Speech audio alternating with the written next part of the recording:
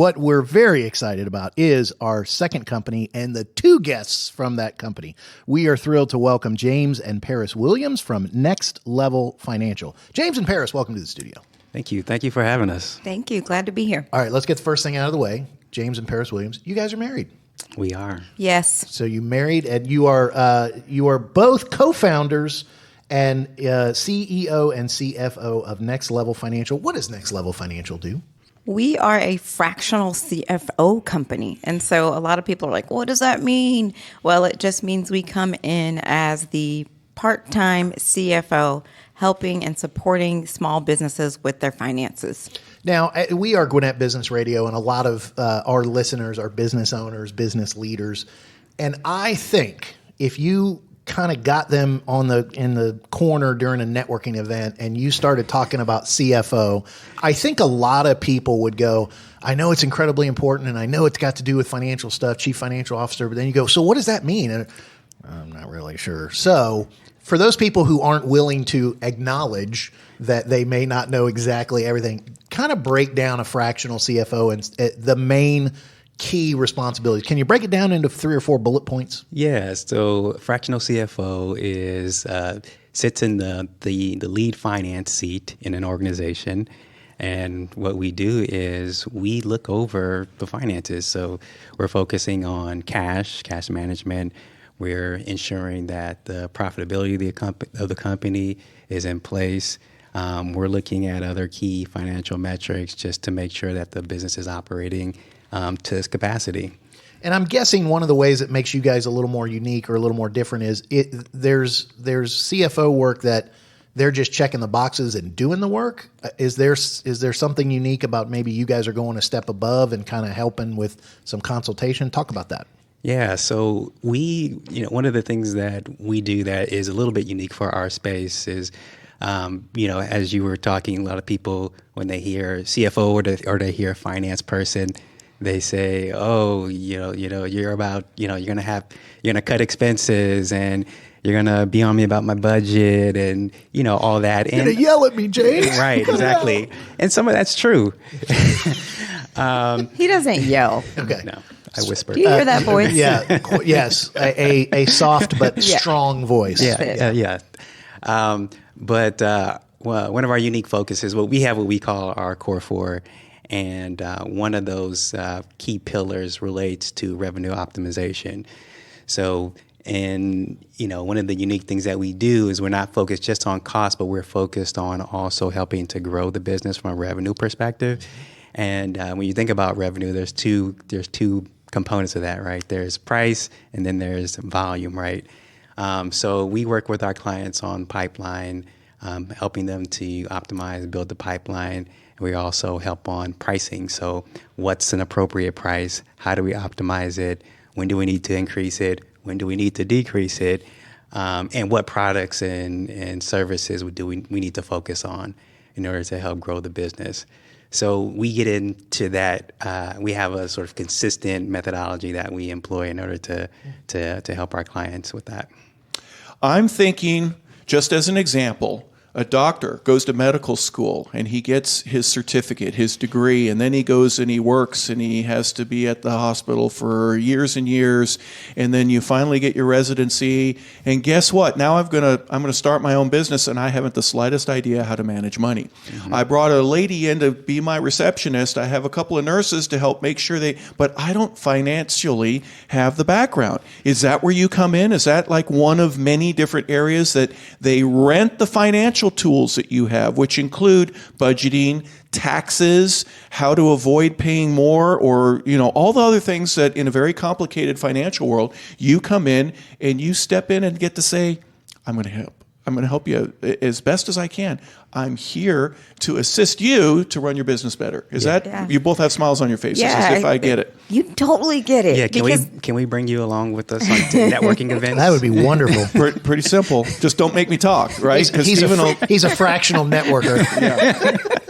Well, I think a lot of people that go into business, they have an entrepreneurial mindset and they understand their lane, their thing, and they know how to do that really well. Mm-hmm. And that doesn't always translate over to having confidence on the finance side. And so we find that people can get themselves so far, which is why we say we really work with companies that are above 2 million in revenue, because there are people with that entrepreneurial drive that can drive themselves there, but then they get to a point where they really need to make strategic decisions. Okay, I need to bring on an operations person. It's going to cost me $150,000. Can I afford this for the next 5 years? Well, those type of decisions, they really want somebody that has the background that we have, so that they know that they can remain profitable, so that they can be a sustainable business. I was going to jump. Harper, that was a great question that Harper asked, and I was going to kind of piggyback on that just to bask in his glory. But you mentioned 2 million, so I was going to say there's got to be some sweet spots. And the reason I think it was a great question is he mentioned the medical field. That's probably one of the key fields, I would think. What are some of the targeted fields that you guys come across way more than other fields? You go, this is absolutely both on the revenue side and also the particular types of businesses that you guys work with. Well, we're really focused in on service-based businesses. So think about a consultant that is, consulting in HR and they want to scale that business. It can be tricky because it's a specialized field and you need to hire a lot of people. So our focus is really there. Right now, we will take on any client that needs us. Let's be real. We're a small company here in Swanee, Georgia. And you talked about revenue. You kind of is there a hard line or it's kind of a suggested line of around 2 million in revenue, or because the startup might not be where you need to be? Because what I was thinking was there's a business that, well, I got a bookkeeper. Okay, that's just filling in a spreadsheet. Well, right? And that's the foundation. That's though. That's we where it love starts. Bookkeepers, Right. Good ones, right? And we partner with them, and we need them. So really, when you're starting out, you do need a good bookkeeper and accountant to make sure that your financials are correct and in order. And then we are partnering with that person to get you to the next level. Well, I think that's when you talked about the ways, and James, you were talking about the ways to help the business and kind of strategize. That's what you guys are talking about. That's where you let's get you to the next level. So let's talk a little bit about how people engage with you. You're a fractional CFO. So go from, first meeting, and then how do people engage with you? Is it a contractual basis for a period of time? Is it pay as you go? Talk a little bit about that. Yeah, our clients work with us on a sort of longer term basis, and the way it works is we meet with them consistently. Most of our clients we meet with weekly, and so we have certain core meetings that we have set up where we're focused on a particular topic. And that could range from that revenue meeting that I talked about earlier. We talk about cash flow, the financial statement metrics, and longer term forecasting. And those really represent the sort of core service offerings. So we meet with them on a weekly basis. We don't have any longer term commitments where, you've got to be with us for X amount of time. But the goal is to be there to help them in the long run. Well, the cool part about your services are if people start working with you, they're going to stay with you when they start to see, the things we've talked about, the things they help me strategize about, I'm moving in that direction. And it's not some of the other things we engage with in business. It's like, trust me, it's working. You guys can kind of go, did you do the things we do? Are you seeing the results? Say, here it is in the cash flow. You can see it. So, And the cool part is if they see that, then they're like, that's how I pay for the services. I'm getting more cash flow. I'm getting more revenue. Well, and also a lot of really entrepreneurial people who start and grow businesses, sometimes they don't have the discipline in this area. And so I think them just having this level of discipline helps them to make better decisions. So we always say, people say don't just make decisions with your gut. Well, don't throw that away either, because that got you to where you are. So you have your gut still, that's fantastic. But now you're also going to have us saying, let's look at your profitability. Let's look at your cash flow so you can use both of those together. I didn't want to turn this into a counseling session, but in working with so many entrepreneurs, is having an entrepreneur being willing to bring in someone else, impartially to look at their books and maybe tell them the mistakes they're making? Does some entrepreneurs struggle with that because they became an entrepreneur to not have a boss, and you're not their boss, but you're their fractional CFO, and a CFO needs to be listened to for the benefit of the financial benefit of the business? Yeah, I find there's a little bit of that, but by the time they, it's a decision. It's kind of, like working with a financial planner, It's the business. You're opening up your business and you're saying, here it all is, right? But by the time we really start engaging, it's at a point where it's like, hey, here it is. We really need some help, and we need to move forward. Yeah. So they're ready for help when they call you. Oh, absolutely. You need help. Yeah. Well, and they've felt a little bit of pain from growth. So we're not working with companies that are stagnant. They're growing. And so they have a team. They're used to bringing people in. And these are the folks that want help for the most part. So they have a bookkeeper. And we always say it's when your accountant's not giving you enough. When you go to your accountant and you're like, what do you think I should do? I want to build out a bonus structure. And they're like, I don't know. Here's your taxes. I did what I needed to do. And so I think the people that we work with are used to elevating by bringing in the right team members at the right time. The value, I would think, also is, you mentioned the chief operating officer, Paris said about $100,000 a year or something like that.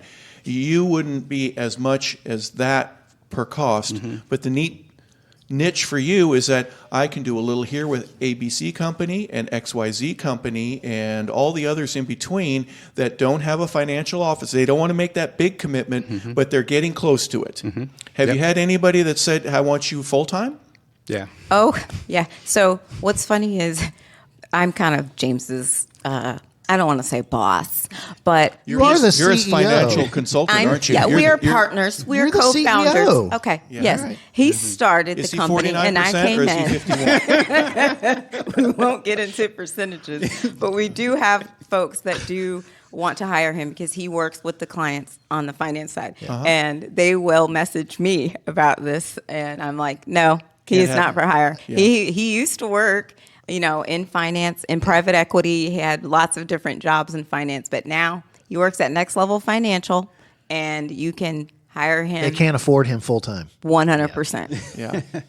He comes with too many benefits. How did you get involved? How did this become your business? Yeah. So I used to work in education. I was a school teacher and a school principal. And then COVID happened, and we decided that we wanted to move to the great Gwinnett County. Wait a second. You were the principal? I was. So when Steve and I got in trouble, we'd have to go visit with you? Mrs. Williams. Really? Uh-huh. How about that? Just so my mom would... Did you have a ruler? Would you hit me over the knuckles with a ruler like Sister Stella did back in the day? Yeah. She wasn't even in school in the 70s. What are you talking about? I'm only 44. Yeah. No, so by the way, I never went to the principal's office. My mom was the 6th grade teacher. I went to her classroom. Yes. Yeah. I never made it to the principal. Scarier. Yeah. Which is why I very rarely got in trouble. Yeah, our kids know a little bit about that. Yeah, absolutely. That's the live audience. They're cringing over there in the side. They're over there. They're in the studio. Lock the door, Dan. Don't let them out. Oh, all right, sorry. So why did you bring that up? You were talking. So you come from education. So that's my background. James was doing this on the side because we had friends who owned businesses, and they would come and ask him for help. Like whisper, like, "Hey, James, can you look at our books real quick?" And he's like, "Oh yeah, no problem. I can look at your books. I can build out a forecast for free." And I was like, "Okay, this knucklehead, they're not doing it for free anymore." Yeah, but they're my buddies. You know what? At that time, it worked. It was fine. He was working a full-time job and just doing this to support folks. But when we decided to go all in and make this a business, that was when I came in full-time to support because, we're a married couple. We're opposites.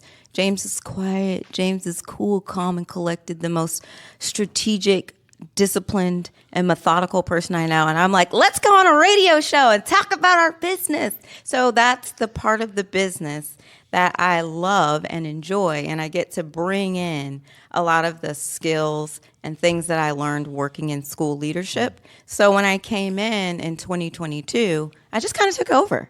I just came in and said, it was a takeover. Let's grow this. So we always say it was a takeover. No, it was a marital takeover is what it was. So we joke about Well, that. would you say that there's a lot of financial discipline needed in the corporate world? and you're able to offer certain ways of helping to resolve some problems, right? Yeah, absolutely. And, it really comes in with our sort of niche area. We talked about our sort of sweet spot is between the $2 and $20 million revenue range, right? So these are businesses that are up, growing and, still a lot of entrepreneurial spirit and energy and not a lot of, processes and disciplines and I would things like imagine that. some of the conversation that you have with people, James, is your ability to go, look, you're great at this. Mm-hmm. You are fantastic at it. But there's 3 other things that need to get done that you can't focus on while still doing what you do best. Yes. So let's help you Absolutely. in some of those areas. So you're not always looking in the rearview mirror. You get to look ahead, and you can trust people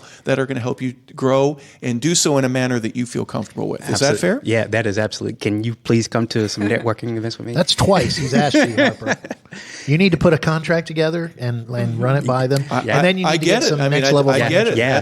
That's Paris's job to help promote it like that. Yes, absolutely. We need to talk to the principal and get her right. get her on board. That's right. So in fact, she needs to come to my office.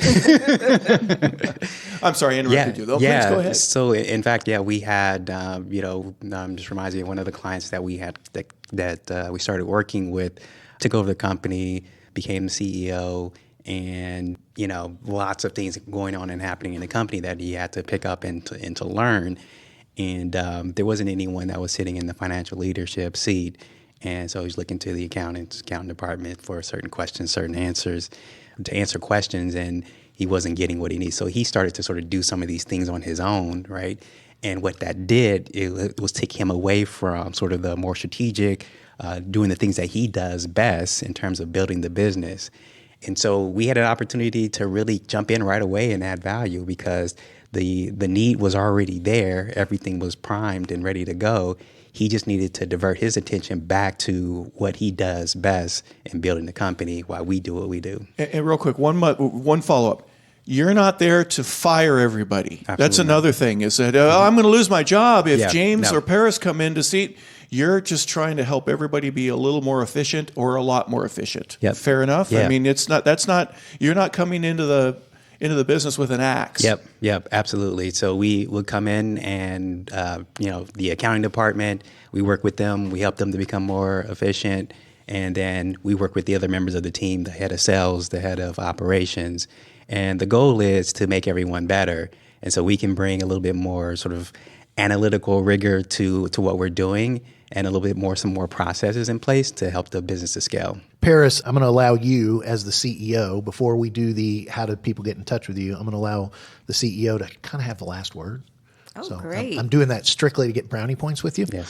So I want you to talk to the business owner that's listening. I want you to talk to the person who's been listening to this interview and they just need that one last little push or that one last let's go on a radio show and tell everybody why they need us. I'm going to let you do your job as the CEO.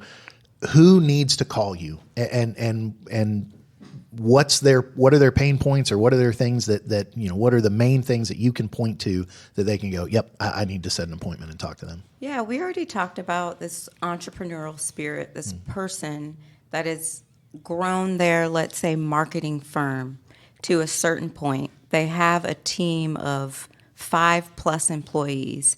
And the thing that's keeping them up at night is, are they going to be able to keep this going financially? They have gotten themselves to this $5 million in revenue, which is a great feat, but now they're wondering what their next big thing is. And they're even thinking possibly that their next big opportunity might shut them down because that's what happens when you're growing at that level. If you get an opportunity and it's so big and you actually can't execute on that, you can't make the right decisions, you could end up closing down because of that big opportunity. So this CEO is wondering about their financial decisions and wondering, are they making the right decisions, and they want to seem like they've got it all together. Well, that's the person that needs to just schedule a call with us and talk through the different things that they're going through and the different decisions that they need to make. So it's really just an initial conversation. Mm-hmm. And, we like to make people feel comfortable and know that, they come in apologizing at times. I'm so sorry. I know this should be like this. Oh, and our books, and I'm the one doing our financial statements. I hope that's okay. And I know I've been spending too much here. And it's like, you're okay. Right. It's good. Yeah. And we want to help you and support you. And we believe that with this kind of help, businesses will be more sustainable. So that's our person. Our person is entrepreneurial, and we love that. We're not trying to change them, right, but we're trying to be that disciplined voice that helps them to make more strategic decisions. They need someone else on the team yes. to fill that spot. So how do they get in touch with you? What's the best way to contact you guys? So our website is nextlevelfinancial.co. .com. C-O. Right. And I love LinkedIn. It's my favorite and only social media. So Paris Williams, find me on LinkedIn, and I'd love to engage with you there. Love it. And you guys are located here in Suwannee and Gwinnett County, but you're not limited to Suwannee and Gwinnett County. So anybody from almost anywhere that hears this, that needs you, they can contact you. Absolutely. But I will say we are looking to... You have a phone number too? Is there a phone number that they sure. call? Yeah, sure. My number is 312-520-7570. Okay. But I was going to say we would love to focus in on Gwinnett County right now because we're here. Yeah. Like we love it here. And yes, we do have some clients in other states, mm-hmm.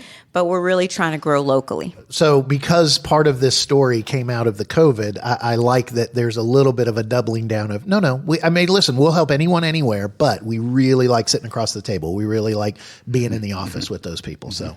Well, we meet virtually for the most part, but we like the opportunities to see people and to have that option. Like, it's just great because, again, we want to feel like we're on the team, mm-hmm. and it works better because it's a high level of trust if we are able to get to that person if we need to. Mm-hmm. James and Paris Williams from Next Level Financial, thank you guys so much for being here. Yeah, thank you for having us.